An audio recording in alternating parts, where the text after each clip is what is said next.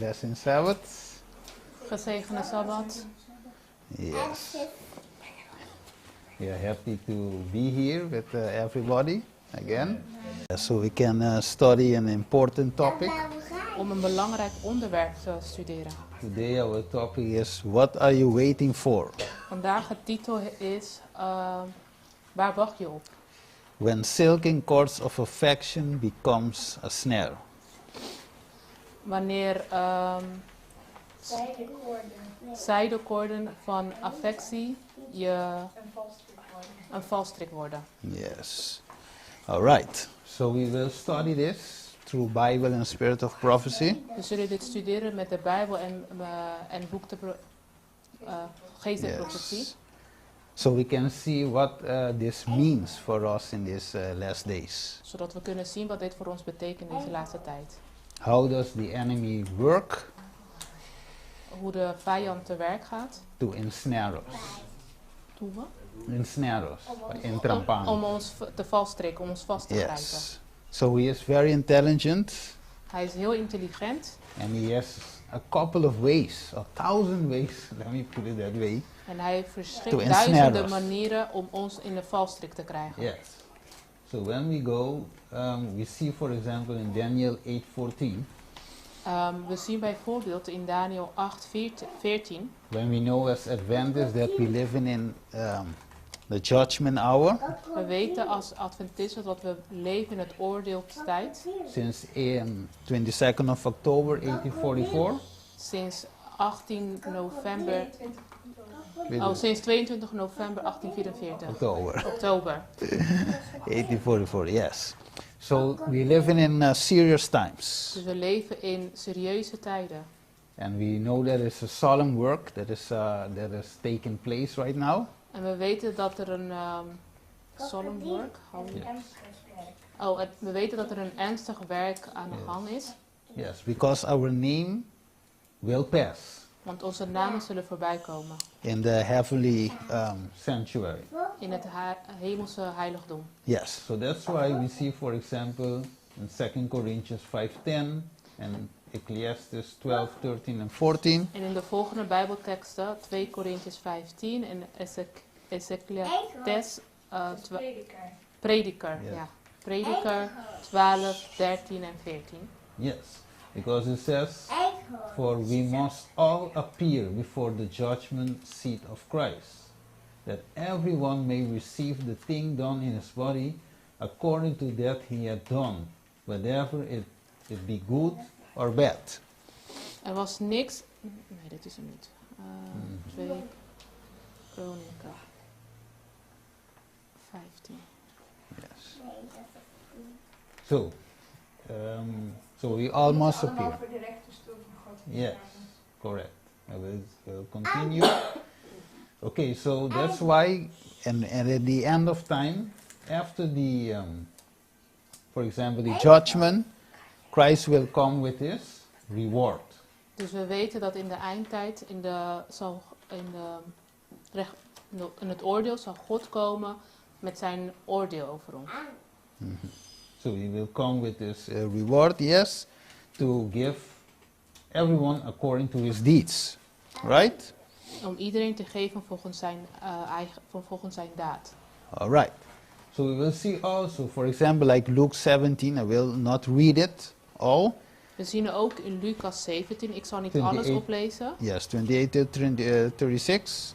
28 tot 36. So we see, for example, two can be in the field, and one will be taken and one left, right? We zien dat er 2 in het veld zullen staan en eentje zal meegenomen worden en de ander niet. Yes, or two men. Or it says, let me just read it. I tell you, in that night there shall be 2 men in one bed. The one shall be taken and the other shall be left.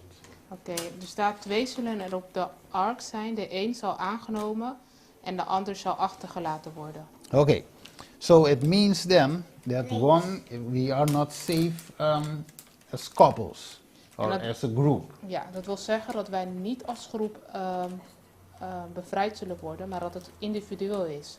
So salvation is? Dus redding is? Individueel. Yes. Yours, the text is like two men. Really? Okay. Okay. So before we continue, let's pray. Voordat we verder gaan, zullen we bidden. Yes, let's pray that the Holy Spirit may guide us. Laten we bidden zodat de Heilige Geest ons kan leiden. Father in heaven, we thank you for this moment that we can go into your word and also the spirit of prophecy so we can know more about this part that you're going to lead us into it, the silken cord of affection. How the devil will use this as a snare so we cannot, when our names will pass in the judgment, that we will not pass it successfully. So that's why help us understand this topic. It's very important, Father. Guide us through your Holy Spirit. Lead us on all truth so we can be ready and well prepared for this judgment and also for this coming crisis. Thank you, Father. We ask this in Jesus' wonderful name. Amen. Amen. All right. Okay. Het woord men staat niet in het origineel. Nee? Ah, okay. Yeah, it looks a little bit strange. To when. A couple. Okay. Right, but the point is... Er staat eigenlijk twee op de boot. Yeah. Maar er staat niet mannen. Nee, it's not literal men. Yeah, okay. But the point is, we will not save as a couple, as a group, but individually. Oké, het Right? punt hier is dat we niet gered zullen worden als koppel, maar als individueel of als groep. Het gaat dat de redding individueel is. Yes. So we must know, like 2 Timothy 3:1 says, that we live in this also, know also that in the last days perilous times shall come.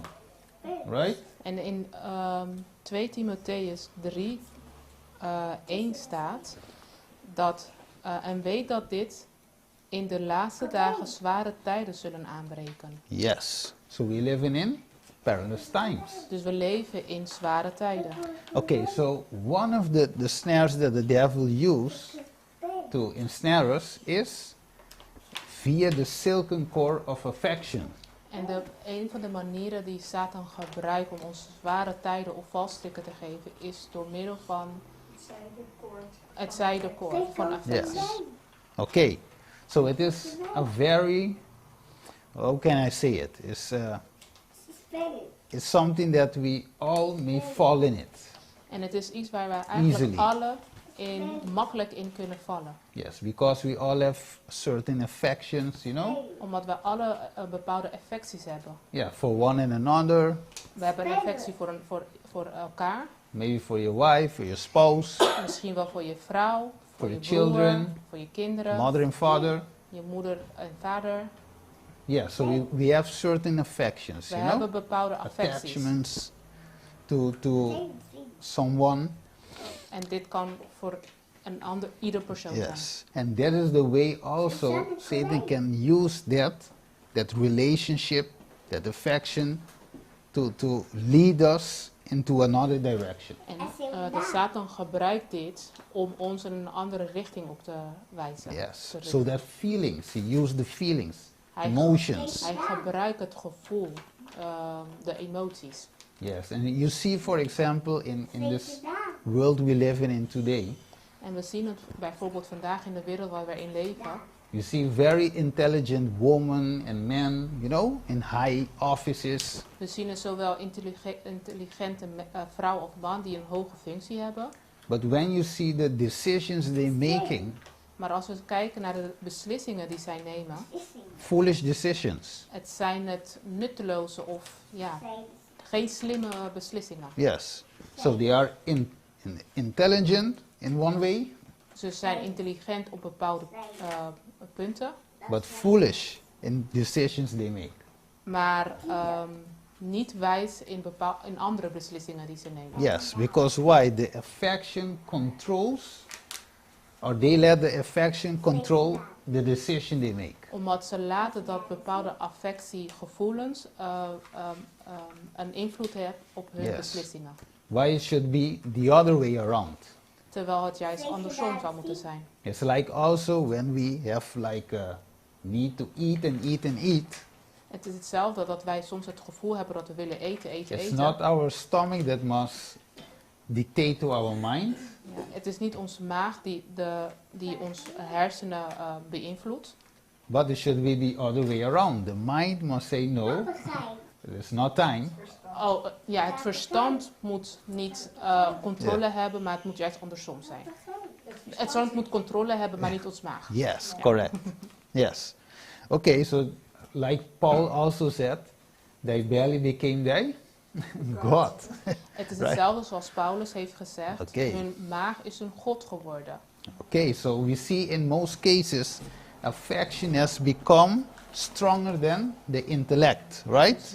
We zien in sommige situaties dat affectie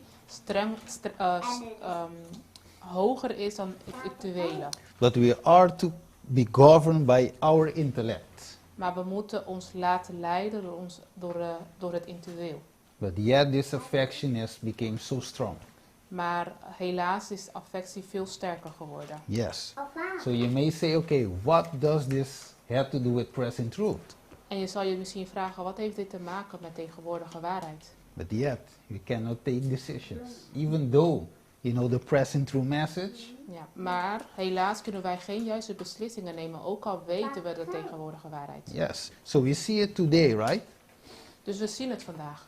That people come near to the truth, but yet without making a decision. Dat mensen zich neerbuigen voor de waarheid, maar als ze Komen dicht bij de waarheid. ze komen dicht Ja. bij de waarheid, maar als ze beslissingen moeten nemen, dan gaat het mis. Or if they want to join, for example, a church that preach or stand for these messages, Soms zien we dat ze zich willen aansluiten aan gemeentes die de waarheid, tegenwoordige waarheid spreken. but yet they will not make a decision. Maar uiteindelijk zien we dat ze die beslissingen niet nemen.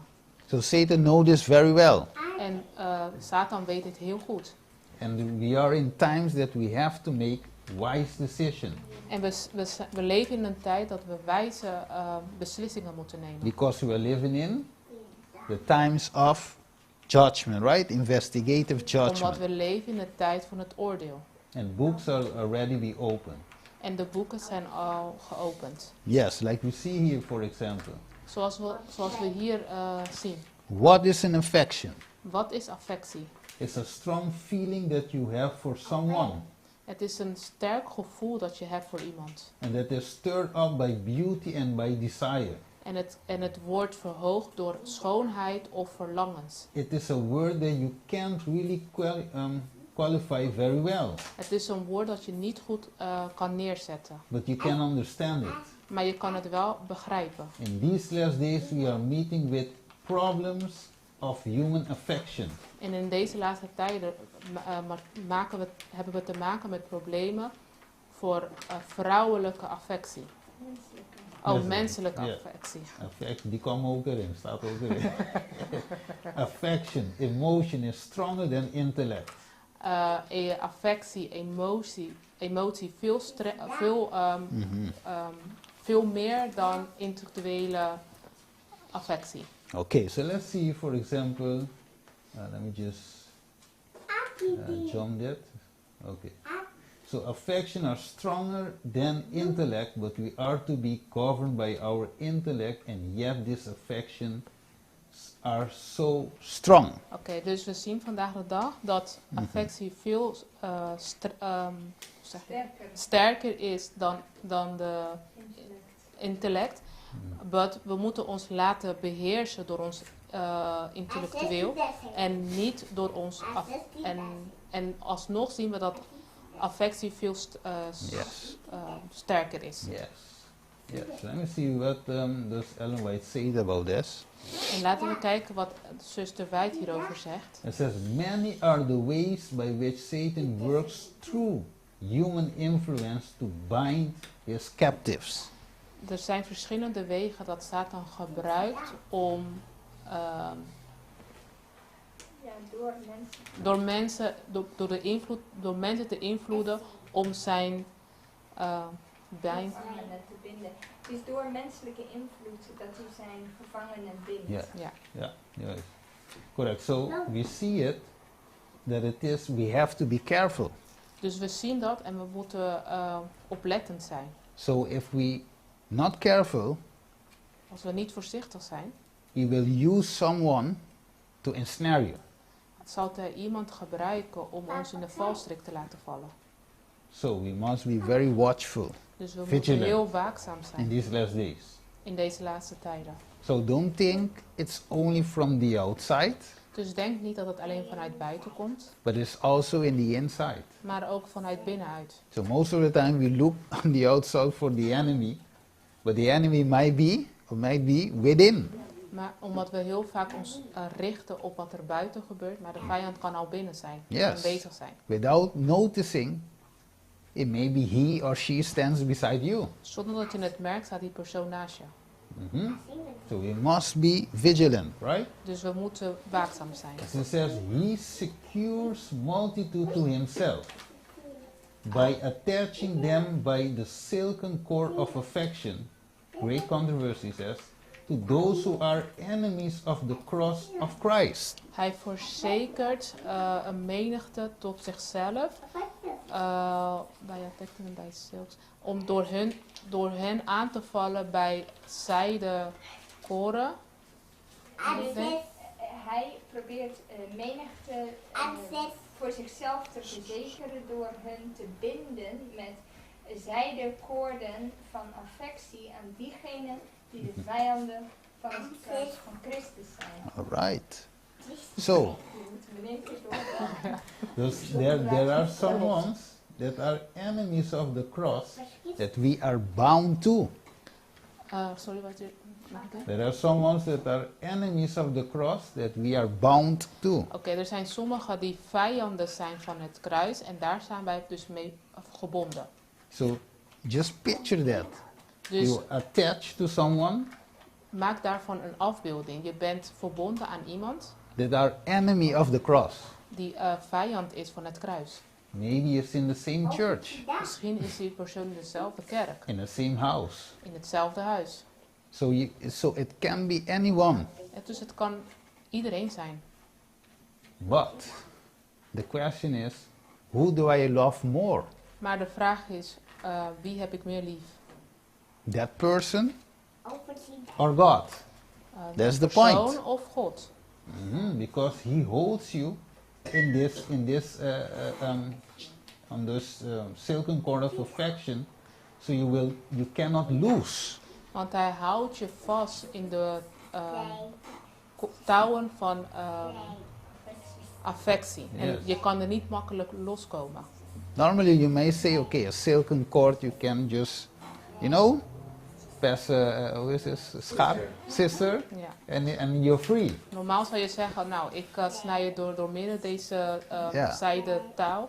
Maar, en dan ben ik vrij, maar zo is het niet. Because it is not a big chain, Want het is niet een grote verandering. Yeah, so Het is niet een hele grote ketting. yeah. Oh, het is niet een grote ketting. Ja. Easy to lose, difficult, but this is easy. But Het is still, he holds Het us. is niet moeilijk om zich los te maken, Mhm. maar dat is dus niet zo.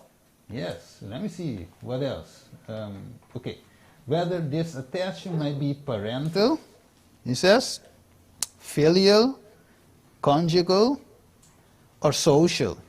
The effect is the same. It doesn't matter how. It is the same. Naomi, kan jij deze misschien... Hier zitten wel een paar woorden in die moet je Ja, ook parental. even kijken. Dus, Het gaat tussen ouderschap. ouderlijk, ja. Ja, het heeft veel te maken, of het nou vriendschappen zijn, zeg maar zeggen, affecties met ouders, met vrienden, of huwelijk, of sociaal. Yeah. The effect is the same. Het effect is hetzelfde. Yes. And it says here, the opposers of truth exert their power to control the conscience. De tegenstanders van de waarheid hebben kracht om controle te hebben op ons verstand, Yes. geweten. And there we know there is decision making. En daar zullen we zien dat ze bepaalde beslissingen zullen nemen. So through this silken cord of affection, Door deze zijden koorden, it will hinder you to make wise decisions. het zal een hindernis zijn om wijze beslissingen te nemen. Because you are very attached to that person. Omdat je heel erg affect bent met die persoon. And the soul held under their sway have no sufficient courage or independence to obey their own convictions of duty. You see the danger? Dus de zielen die onder hun bewind staan, hebben zelf niet voldoende moed of onafhankelijkheid om hun eigen overtuigingen te gehoorzamen ten opzichte van de plicht. Ja. Yeah. Dus ze laten zich leiden door die Persoon. gevoelens Ja. Yeah. en door die mensen waar ze mee verbonden zijn. Correct. So it seems like very, you know, it seems like it is not danger, Het ziet eruit alsof het niet gevaarlijk is, but it is. maar het is het wel. Because you may not notice that you will be led by someone else Want je zult het niet bemerken dat je wordt geleid door een ander. rather than your conscience. Naast je geweten. Okay, so another people dictate how you should be act, react, or for example, or make choices. Dus de andere persoon zal invloed hebben op hoe jij beslissingen zal maken, zal nemen en ook hoe je zal reageren. Okay, do you see, for example,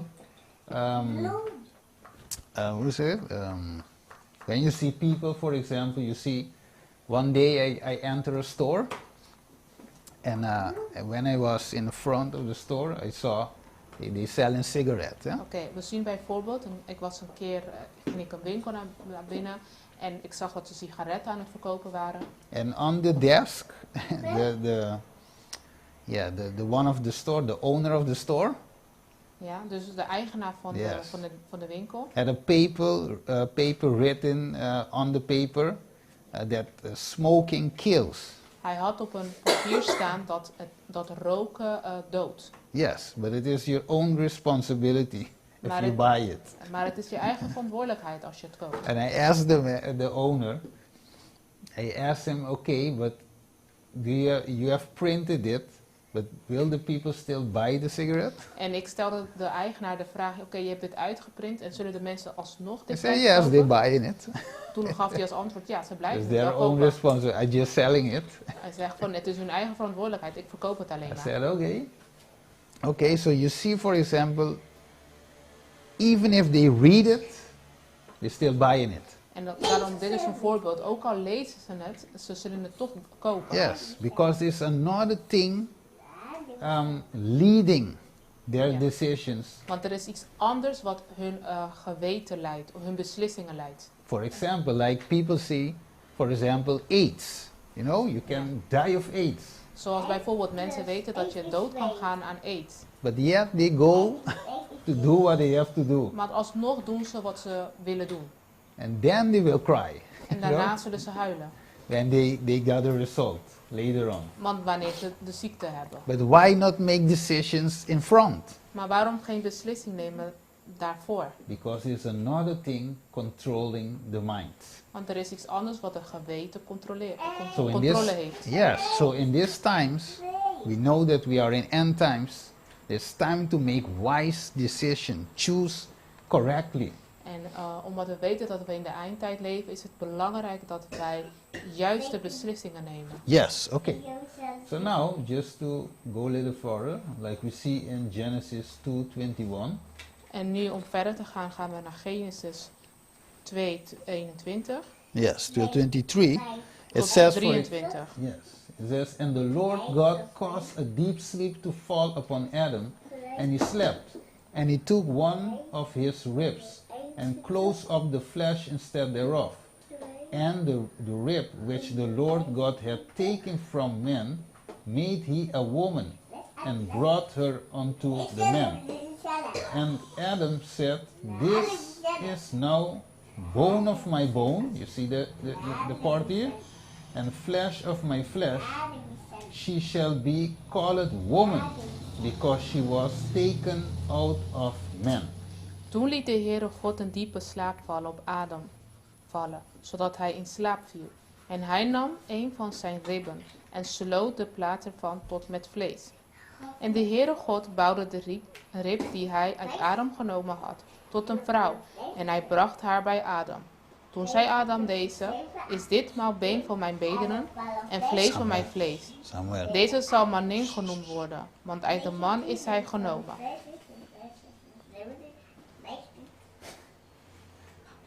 Okay. So we see, for example, now Adam here in this case. Dus we zien hier Adam. When we go in this part, we see, for example, he says, now it is bone of my bone. So you see, like the relation, the Ja. closeness. Ja. Dus Adam zegt hier zo, been van mijn benen en vlees van mijn vlees. Dus we zien een nauwe relatie hier. Okay, so God has made it for good, Dus- right? It is good. Dus God heeft het gecreëerd voor iets goeds. Yes. So it is not bad. It's Dus het good is- to have that part, you know? Dus het is wat God heeft geschapen wat goed is. Het is niet slecht. Right. But the enemy, for example, is watching, right? Maar de vijand die ziet het, want hij houdt het in de gaten. So we see this silken core of affection, Hij ziet deze zijde koren van affectie. and he will use it.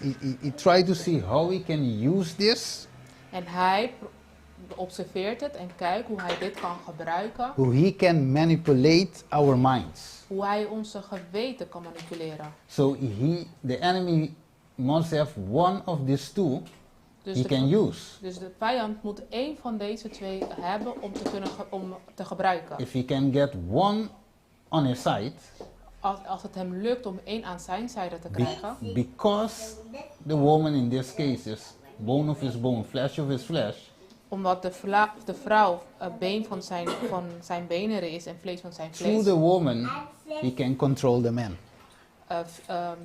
Door de vrouw kan hij controle hebben op de man. Okay, we will see it.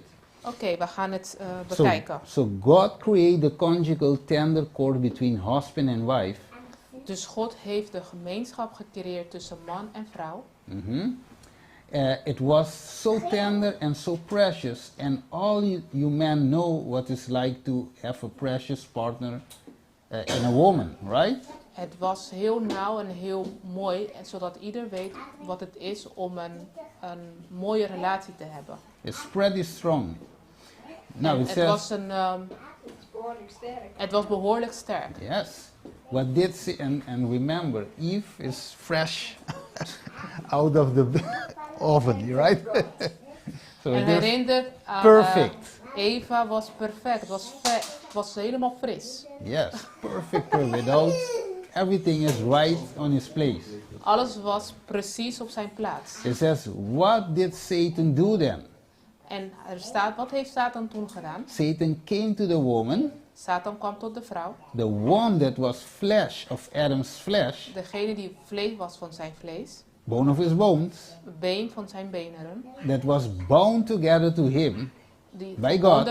verbonden waren door God. wonderful bindings of tender, Een perfecte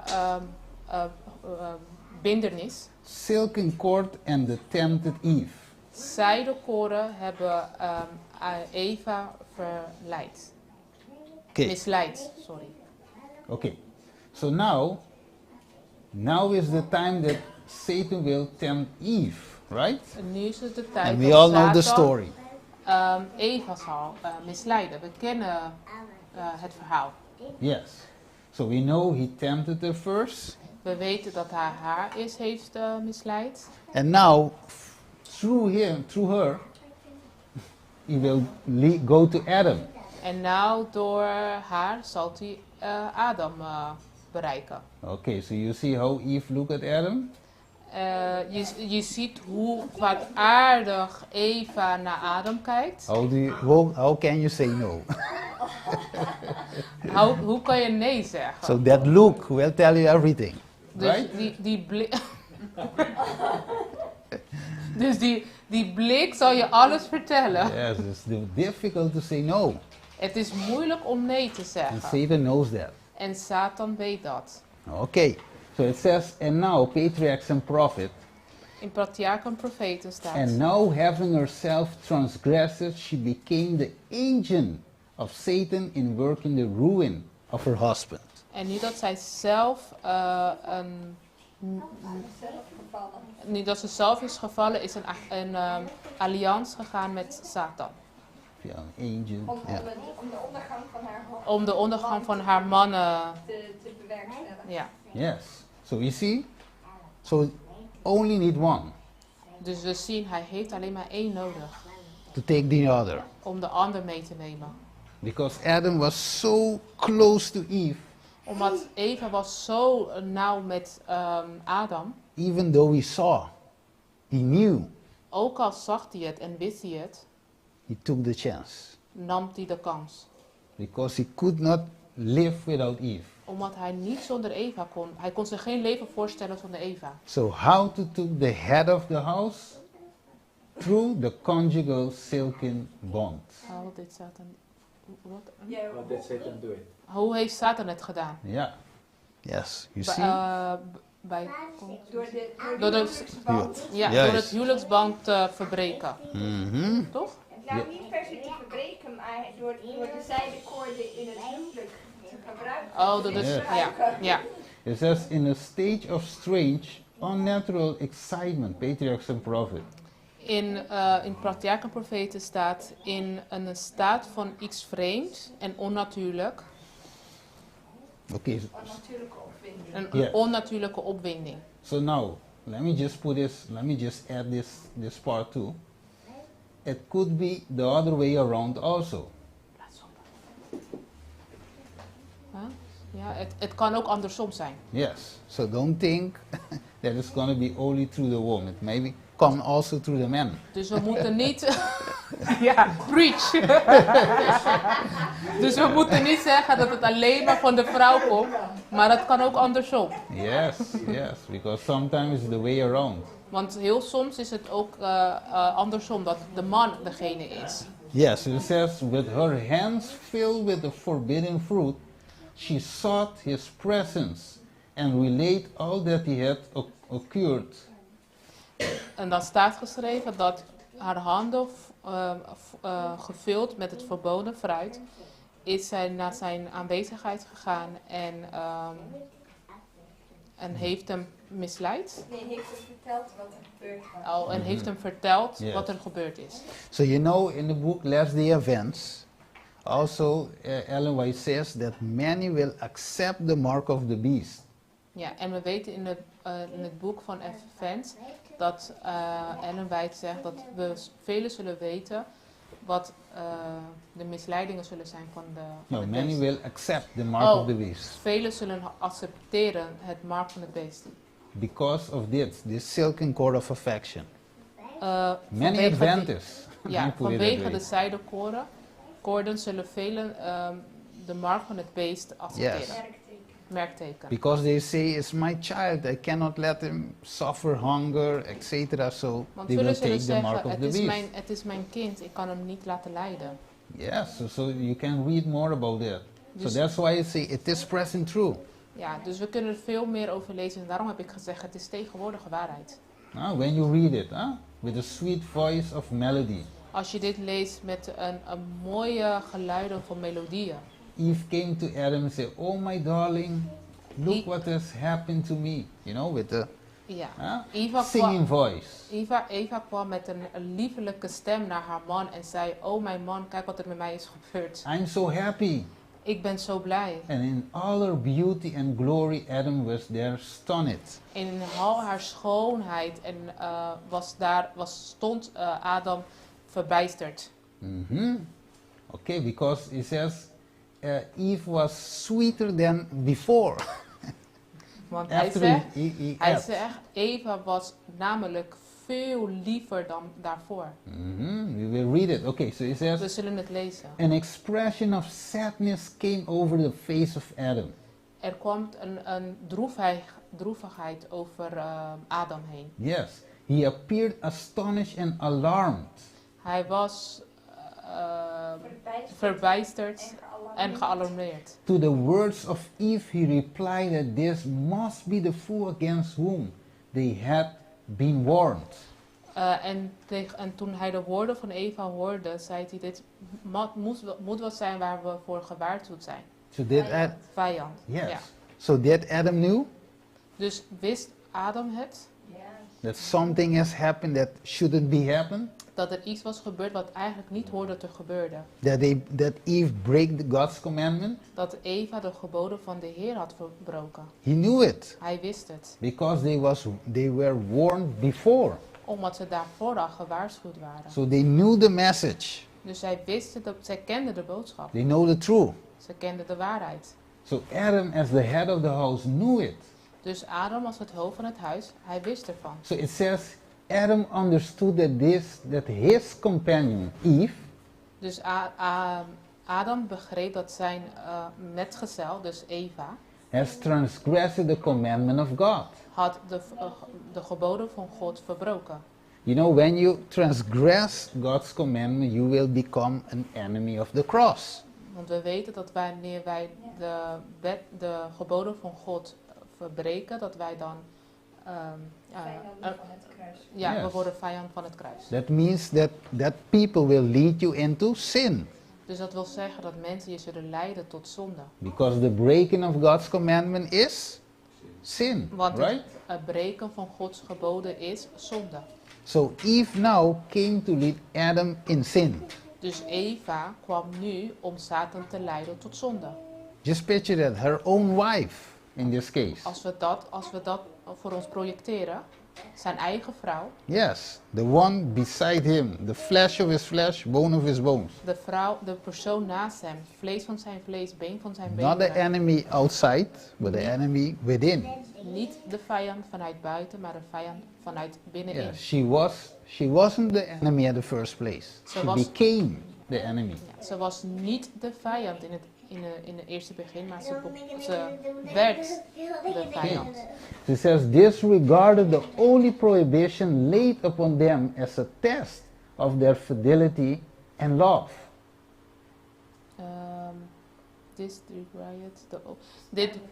Dit was de enige kans. Nee, het Dit- enige verbod wat God hun opgelegd had, Yes. een test van hun trouw en liefde, werd aan de kant geschoven. So shall it be also in the end time, En zo zal het zijn in de einde der tijd. when we have to stand before church and state, Wanneer we voor de staat en kerk zullen moeten staan. Sabbath or Sunday. Sabbat of zondag. So we must look those who are around us. Dus we moeten echt oplettend zijn op de personen die ons omringen. Okay, so he said, so Adam must take a decision. Dus er Right. staat, Adam moest een beslissing nemen. His conscience must be now active as never before. Zijn geweten moet echt actiever zijn dan ooit eerder. Yes. So there was a terrible struggle in his mind. Dus No, er a was battle in his er mind. was een verschrikkelijke strijd in zijn geweten. Remember, the one he loves. Herinnert, hè? Het was de persoon van wie hij hield. It was not just a friend, Het was niet zomaar een vriend, huh? A nephew or something like that. It een is neef her of wife. zoiets. Nee, het was zijn vrouw. So deep love was Dus- attached to it. Het was een diepe verbintenis, een diepe liefde. He mourned that he had permitted Eve to wander from his sight. He must be. Sì, lei è triste, huh? Het was heel triest. Ja, ela entristeço mesmo. Ela permite Eva bij voor zijn banda. Hij heeft het toegelaten dat Eva van zijn zijde wegging. Yes, but now the deed was done. Maar nu was de daad voldaan. Ela passa cabo, right? Ja, het was al gebeurd. He must be separate from her whose society has been his joy. Hij moest zich van haar afzonderen. Of anders zou society de meerderheid winnen. Nee, Hij moest gescheiden worden van diegene wiens gezelschap altijd zijn vreugde was geweest. Oh ja. Hij realiseerde zich. Ja. Okay. So he says then he, for example, was to, Adam, for example, was thinking, okay, how can it be without Eve?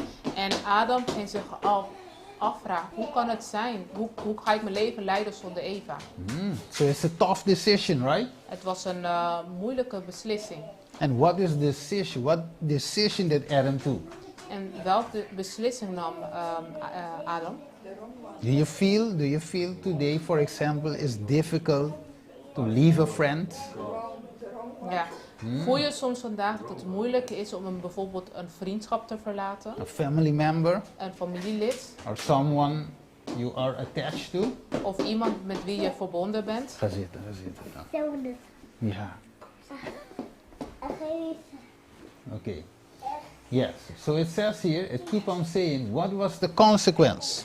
En we gaan verder en het staat, wat was de consequentie? He must be separated from her. Hij moest zich scheiden van haar.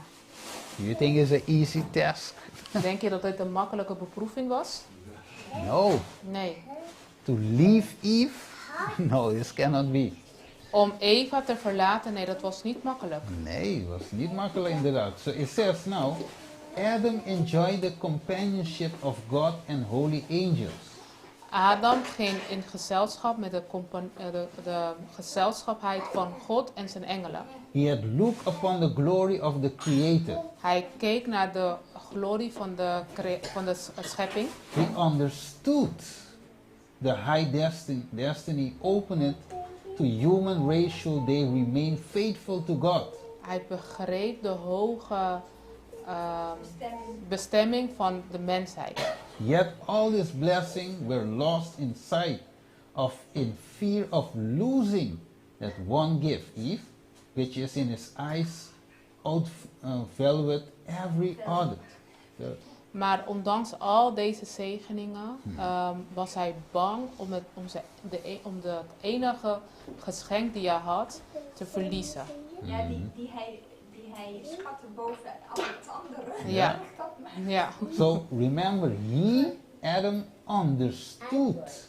En dus herinnert, Adam begreep. But yet he chose the one God gave him above what he knew. Ja, dus Adam had alsnog gekozen voor het geschenk dat God hem had gegeven, ondanks dat hij alles kende en wist wat de schepping was van God. Ja, hij wist de hoge bestemming en de mogelijkheden van het hele menselijke ras als ze trouw zouden blijven aan God. Ja. En toch, al die dingen vielen in het niet. Yes, Ja. he choose. So, and here we can see, for example, friends, how difficult it is to lose from this silken cord. Oké, en hier kunnen we zien hoe moeilijk het is om die zijdekoren te verliezen. Om daar iets kwijt te raken. Okay, so it's not easy today than it is back then. Dus het is niet makkelijk vandaag en destijds ook niet. Yes, so it's not easy. Okay, let's see. Let's continue. Oké, we gaan verder. So it says love, gratitude, loyalty to the Creator, all were overborne by love to Eve. Oké, er staat liefde, dankbaarheid, loyaliteit, trouwheid. Alles was... Nee, sorry, ik kan deze niet. Liefde, dankbaarheid, trouw aan de schepper, alles werd overschaduwd door de liefde voor Eva. She was a part of himself, yes. Zij was een deel van hemzelf. And he could not endure the thought of separation. En hij kon de gedachte niet in zijn hoofd houden om gescheiden te zijn. Many times, verdragen. yeah, and when I read this, I can put myself in his shoes. En wanneer ik dit lees, kan ik mezelf in zijn schoenen plaatsen. It is not easy, Het is niet makkelijk. right? It's not easy to make, because just to imagine a life without Eve. Want hij kon zich niet voorstellen een leven zonder Eva. And sometimes people say that to you also, I cannot imagine without a life without you. En soms spreken we deze woorden uit dat we zeggen, ik kan me niet een leven voorstellen zonder But jou. you know that relationship or friendship or whatever it is, that can lead you to hell. Maar ook al weten we dat relatie ons kan leiden tot hel. We still choose to stay in that friendship or relationship. Maar alsnog kiezen we ervoor om in deze relatie of deze vriendschap te blijven. So that's had happened back then. Dus dat is gebeurd toen. So he resolved, finally he took a decision, Adam took a decision. Dus Adam had een beslissing genomen. Resolved to share her fate. If she must die, he will die with her. Hij heeft ervoor gekozen om zijn lot, als hij moest doden, dan zal hij doden. Maar als hij met haar was. Yes. Ja, als zij moest sterven, dan zou hij met hem Met haar sterven, juist. So then, who became Adam's God? Dus wie is Adams God geworden? Afgod. Afgod. Ja, Eve. Eva. So, like the Bible says, don't put other gods before me. Zoals de Bijbel ons zegt, zet geen afgoden voor You mij. see how easy we can break God's commandment? Zie je hoe makkelijk wij Gods geboden kunnen verbreken? With the one beside you. Met degene naast je. Because many times we see, when we are in the Catholic Church, we are Saint Peter, Saint Paul, Saint all these saints. Want als we in de katholieke kerk kijken, zien we al die heilige namen. And we say we don't bow down to those images. En wij zeggen, wij zullen niet neerbuigen voor deze afbeeldingen. But yet we are bowing down to the image beside us. Maar zonder dat we het doorhebben, zijn we ons aan het neerbuigen voor de persoon naast ons. So that's what happened with Adam. He bowed down to Eve. En dat is wat met Adam is gebeurd. Hij heeft zich neergebogen voor Eva. Yes, and again I said, this is a real example what has happened in the beginning. En dit is, nogmaals herhaal ik het, dit is een voorbeeld wat is gebeurd in het begin. But there are many ways that this thing can happen today with us. En er zijn verschillende manieren dat dit ook vandaag ons kan overkomen. So Satan know this, and that was, I will not read everything. En dat, Satan wist dat. En, it's the same way he did with Israel. en dat is dezelfde manier dat hij heeft gebruikt voor Israël. Yes, I just jump past this one. Okay, so it says the experience, so later on, Israel, the experience of the Israelite was written for the instruction of those who should live in these last days. Dus de ervaring van de Israëlieten is geschreven als instructie voor degenen die in de laatste tijden zullen leven. Yes. So it keep on saying, for example, before the overflowing sword shall come upon the dwellers of the earth, the Lord call upon all who are Israelites indeed to prepare for that event. If you want to translate. Voordat de overvloedige zwaard zal komen op alle die hier op aarde leven, zal de Heer ons roepen. The Lord calls up all who are independent to prepare. Oké, zal de Heer ons roepen voor alle die net als Israël moeten voorbereiden voor de laatste event of zo? Yeah. Ja, ook iedereen die werkelijke Israëlieten zijn om zich voor te bereiden voor die gebeurtenis. Ja. Mm-hmm. The parents, he sent the warning cry. So God is sending the warning cry to the parents. Dus de Heer laat de laatste waarschuwing bij de ouders komen. And what is that warning? En wat is de waarschuwing? Gather your children into your own house. Draag je kinderen in je eigen huis. Why? Waarom? It says, gather them away from those who are disregarding the commandments of God. Haal ze weg van degene die de geboden van God overtreden. who are teaching and practicing evil. Hoe slecht aan het praktiseren is. Is this, En het ook aan het leren. is this an easy task? Is dit een makkelijke test? Because, for example, the parents, yeah? Your child wants to go to his, what we call that? Party. Villa. Oma. Oma, yeah. Ja, ja. Oké, een voorbeeld. Kinderen, is het een makkelijke taak voor de ouders? Want bijvoorbeeld kinderen willen naar hun oma gaan. Or to the opa, Of opa. or to a family member, Of naar een familielid. primo prima, nephew, right? Some family members, Een familielid. or to the neighbor just behind you. Of de buren achter je. And you see, for example, that home is not serving the Lord. En je ziet dat dat huis niet de Heer... But it is difficult to say no. maar het is moeilijk om hier nee op te zeggen. But you know that with that attachment, your children will get lost. Maar je weet dat met die leerstelling je kinderen verloren kunnen gaan. He said, get out of the large cities as fast as possible. Er staat, ga weg uit grote steden zo snel als mogelijk. Establish church schools. Vestig kerkscholen. Give your children the word of God as the foundation of all their education. Geef de kinderen het woord van de Heer als de fundering van alle leerstellingen, onderwijs. Yeah, let me just pause here just a second. Laat me hier even stoppen.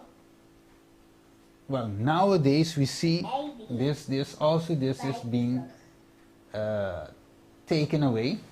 We zien dat vandaag de dag dit allemaal weggenomen is. Because as parents, God expects us to, or maybe you can be oma or opa. Ja, dus God verwacht ons dat bijvoorbeeld je kan opa of oma zijn. Also, for example, or maybe also some children in the church. Of misschien kinderen in de kerk.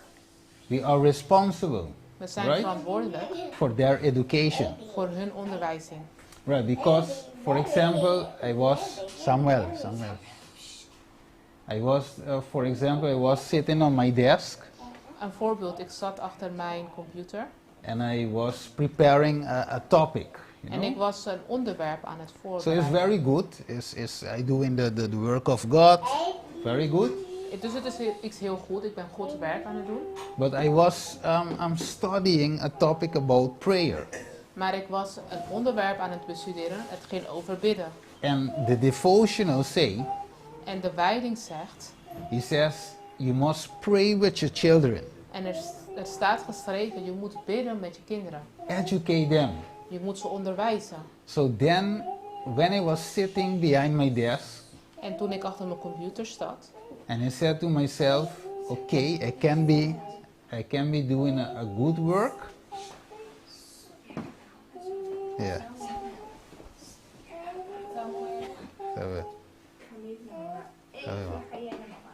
Yeah.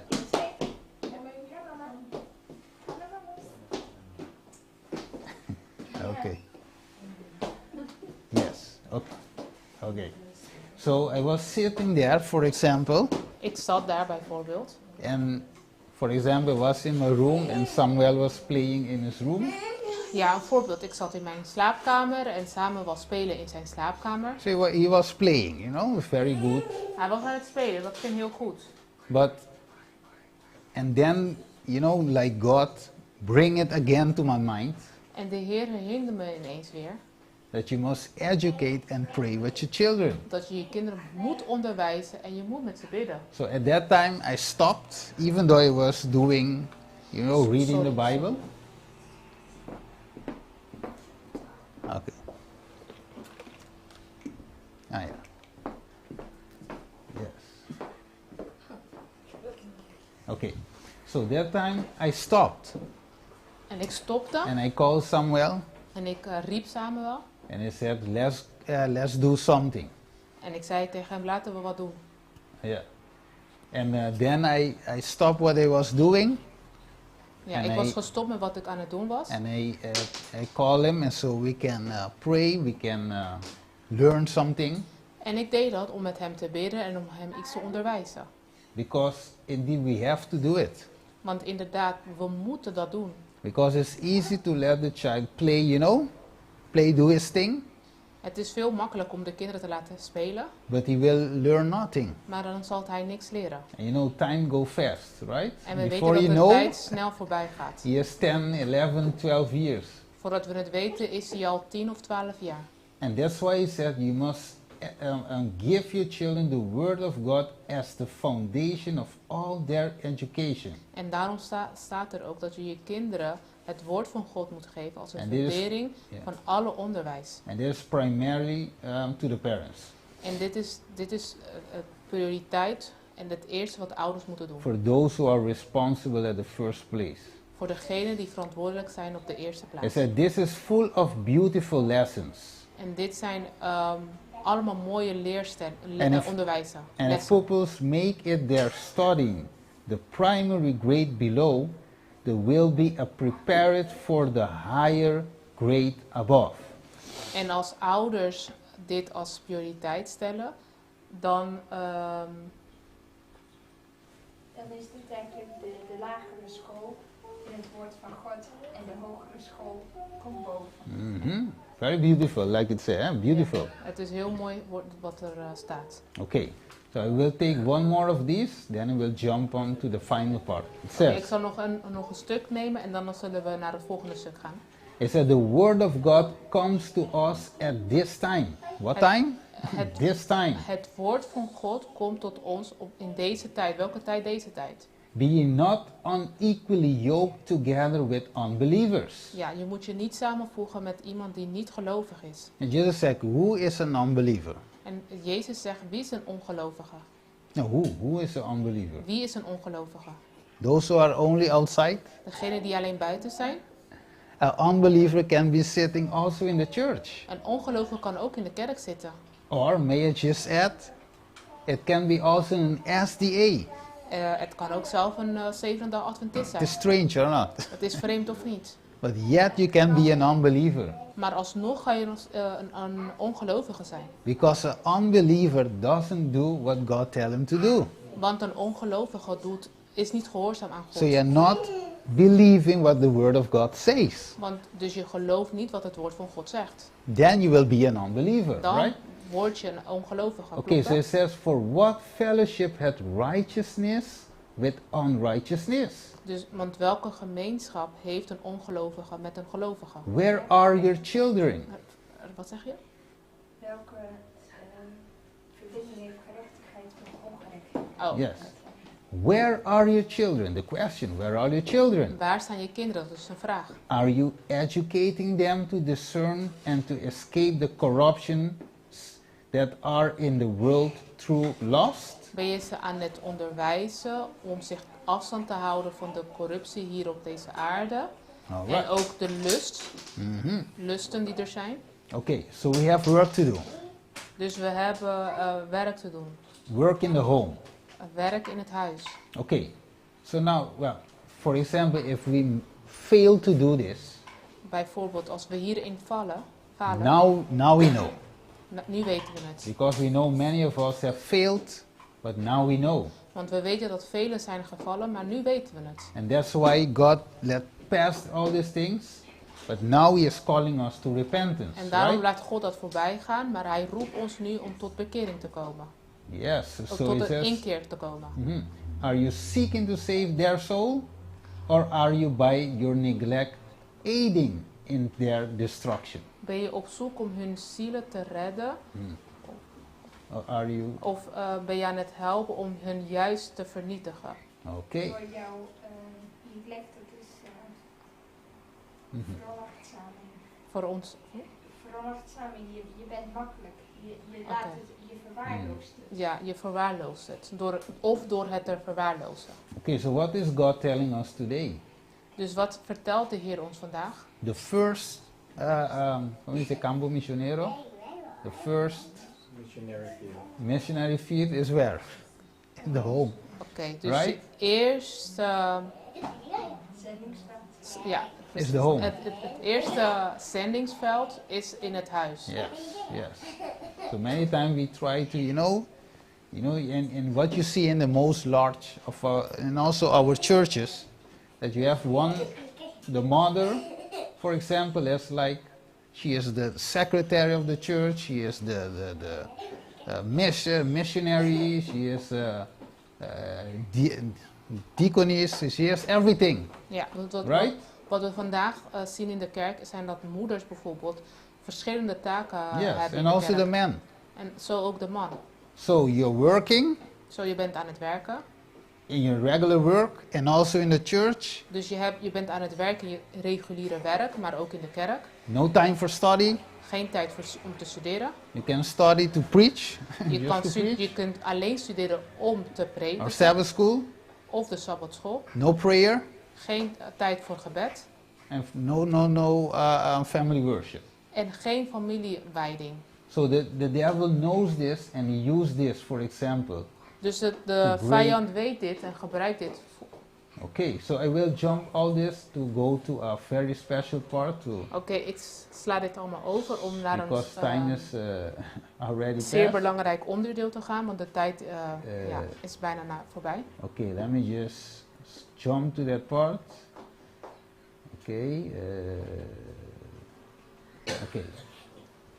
Let me just go to. Okay. So it says in Ephesians 5:30. Het staat in Efeze 5:30. For we are member of his body, of his flesh and of his bones.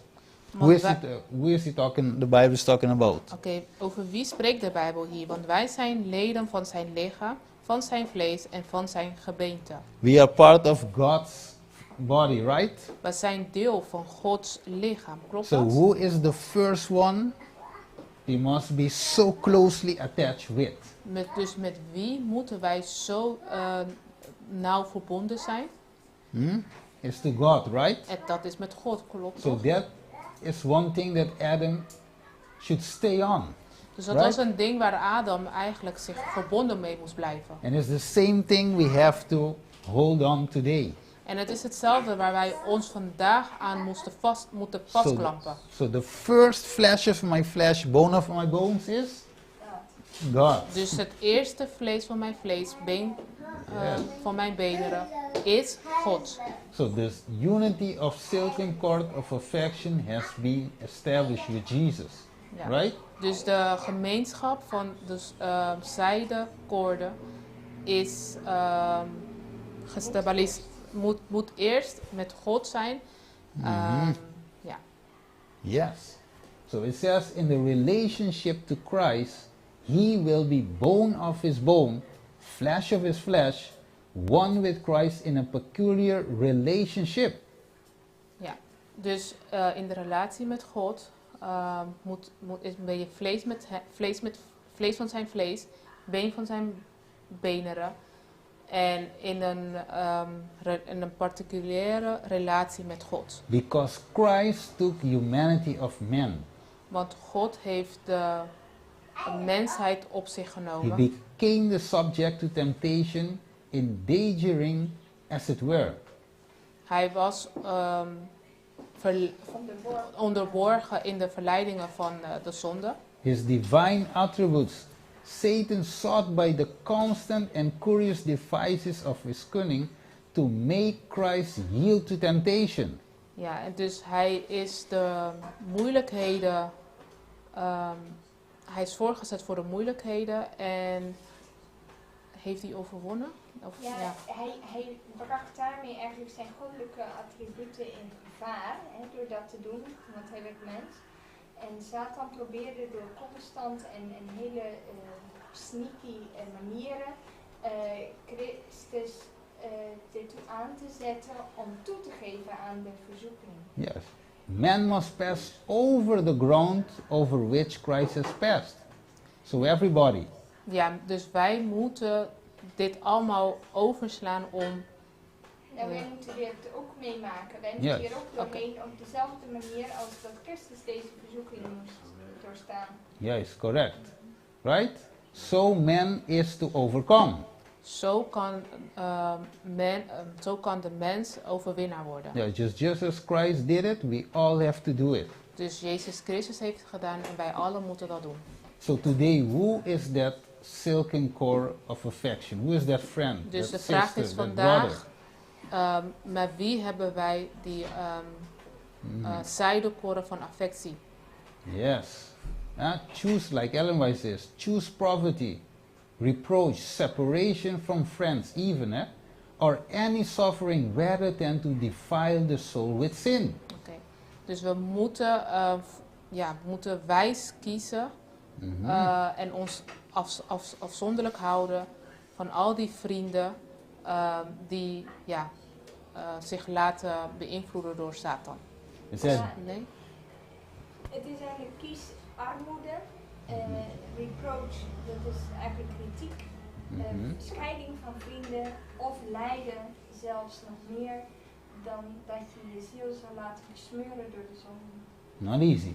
But it says, death before dishonor or the transgression of God's law should be the motto of every Christian. Ja, wil jij het verder? Dus de dood eerder dan God te onteren of zijn wet te overtreden, moet het motto zijn van iedere christen. As a people professing to be reformers, treasuring the most solemn, purifying truths of God's word, we must elevate the standard far higher than it is stated at the present time. Dus als een volk die beleidt om hervormers te zijn en die de meest ernstige, zuiverende waarheden voor deze tijd uit Gods woord schatten, moeten we de standaard steeds hoger opheffen dan het geval is in deze huidige tijd. So we have to make decisions, Dus we moeten beslissingen nemen. even though it is not easy. Ook al is het niet That's makkelijk. why she said it is hard today to break away from the regular lines, Daarom zegt ze, het is moeilijk vandaag om ons af te zonderen van de reguliere as it lijnen. was in Christ's day. Net zoals het was in de tijden van Christus. Nothing new. Er is niets nieuws. Today is hard. You see people saying, for example, they say, at my church is no present truth. We horen vandaag velen zeggen, in mijn gemeente is er geen tegenwoordige waarheid. No messages that can help us to grow in Christ.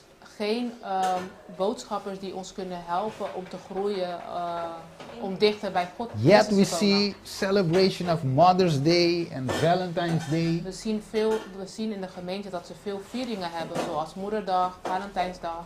So people are complaining about the churches they go, Dus mensen klagen over de gemeentes waar ze naartoe gaan. but yet it is hard to break away from. Maar alsnog is het moeilijk om dit te verbreken en ons af te zonderen. As it was in Christ's day. Zoals in de tijden van Christus. We have had great light. We hebben het grote licht. Let us not become narrow. Laten we niet narrow, Ja, dat Smal. is eigenlijk, Smal. Small-minded. dat je... Er is nou een beter woord voor. It says, nou denkend eigenlijk. Ja. Maar er is een beter woord voor. nou denk ik. Narrow-minded, ja. Let us break the bonds which bind us. Which bonds? Ja, laten we de koorden breken die ons binden. Yes. So these bonds can be church members, church Dus- friends, Dus deze verbintenis kan kerkleden zijn, vrienden. yes. Christ is the source of all true growth, the maintainer of our life. By His Holy Spirit, He communicates heavenly principle and furnishes spiritual life. Christus is de fundering van elke waarlijke groei. Degene die het leven onderhoudt. Degene die het leven onderhoudt door middel van zijn Heilige Geest. Communiceert hij de hemelse principes. Ja, hij. Oké. En hij geeft het geestelijk leven plek. So we see this today. Dus we zien dat vandaag. We see that it is hard to break, Dus we zien dat het moeilijk is om te breken.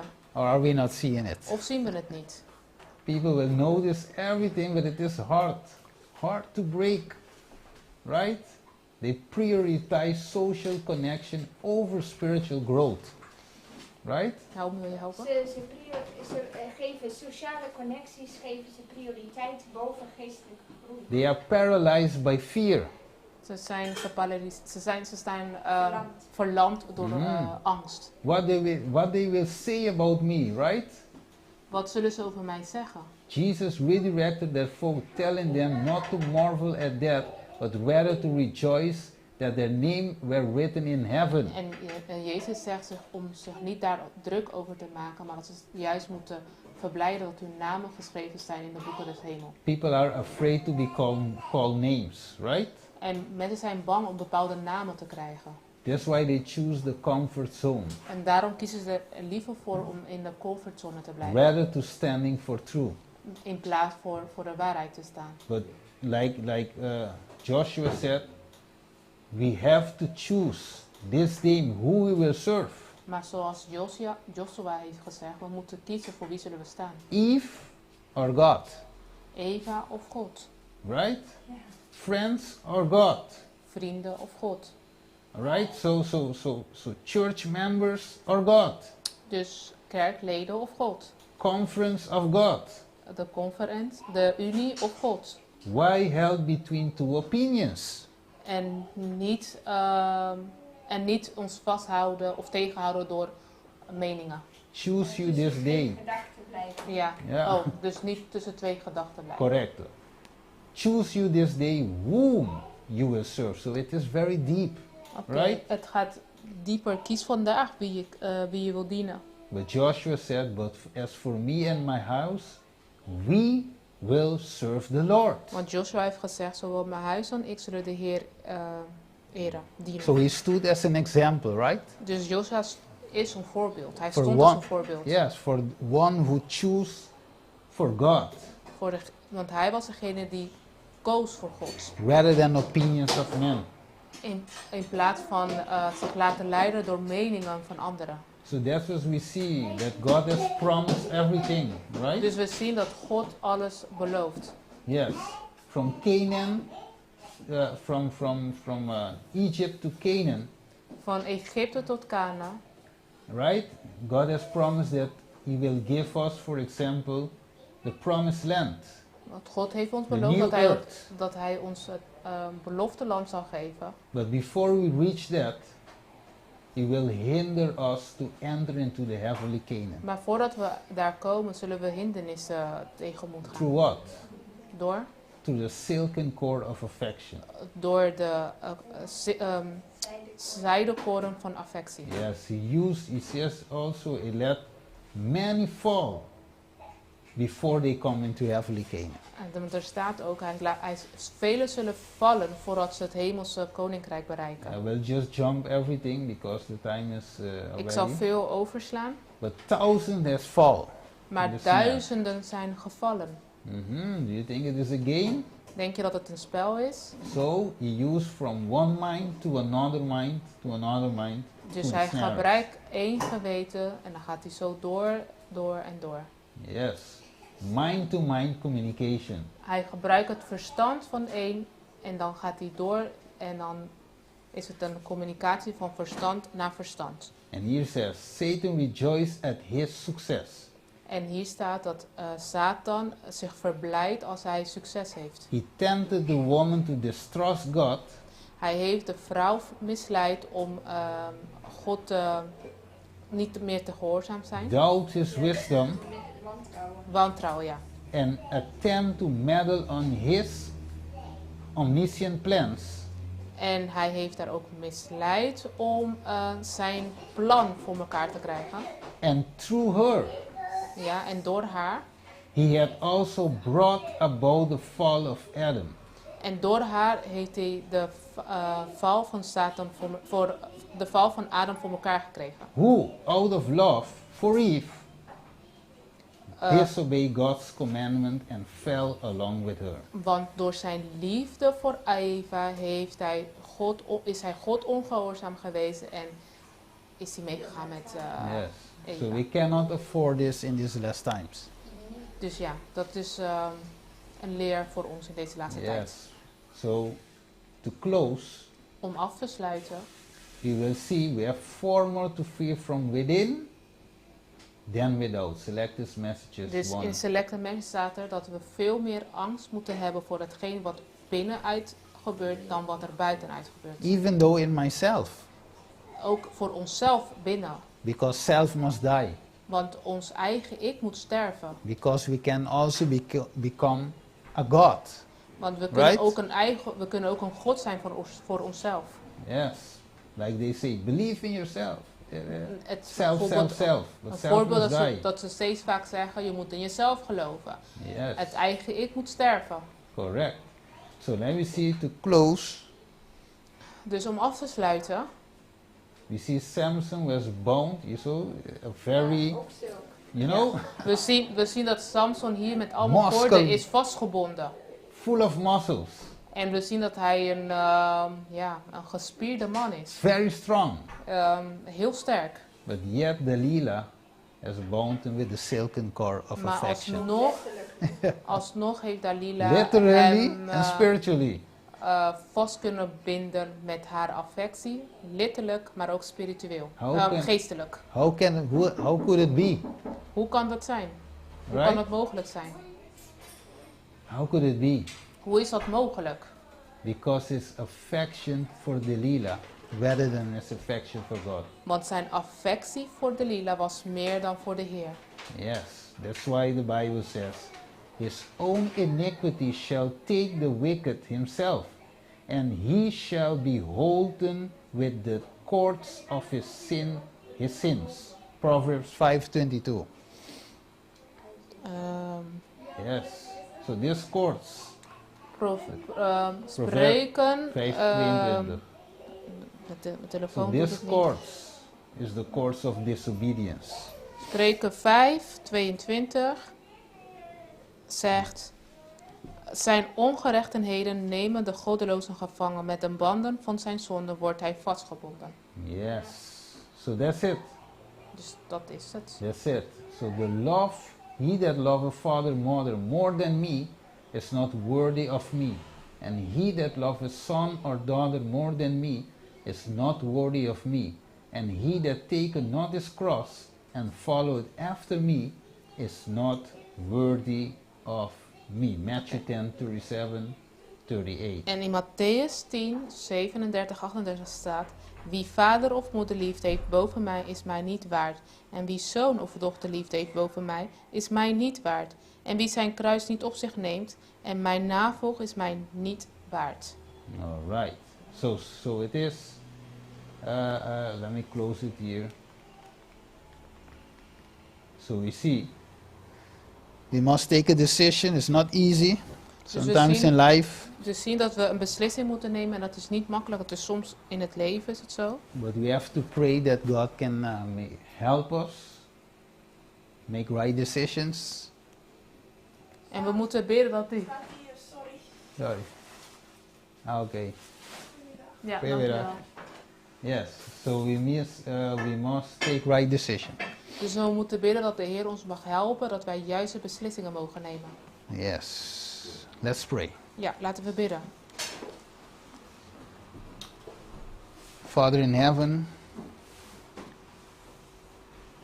we thank you, Father, for this warning, appeal, because we know that we are nearing the end times, nearing the borders of heavenly Canaan to enter, and we know that this is one of the things that the enemy will use is the silken cord of affection, because he knows that we are very attached to our friends, family, mother, father, wife, children, whatever friendship that we have, that we might choose them before you. But help us to not do so. Help us to choose wisely. Help us that our emotions, our affections doesn't govern our decisions, but rather that our conscience govern the emotions, the feelings that we may have for another person. Help us, Father, because we know, we have studied it today, and we know the danger, and that this is one of the ways the enemy can ensnare us and enslave us and bring us captive under his sway. So help us, Father. Thank you for this message, and help us put it in practice. This is our prayer in Jesus' wonderful name. Amen. Amen.